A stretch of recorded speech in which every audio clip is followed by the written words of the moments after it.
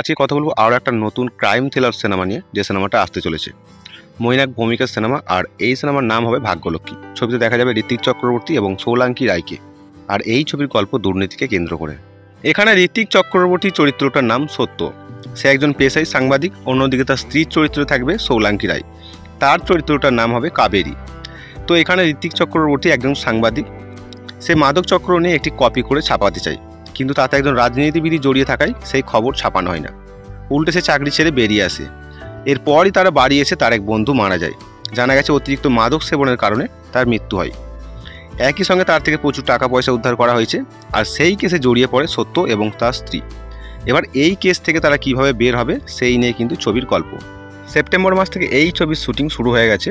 ঋত্বিক চক্রবর্তী এবং সোলাঙ্কি ছাড়াও এই ছবিতে গুরুত্বপূর্ণ চরিত্র দেখা যাবে লোকনাথ দে, সুজন মুখোপাধ্যায়, রতন এবং আরও অন্যান্যরা। প্রদীপ কুমার নন্দী এই ছবিটি প্রযোজনা করছে।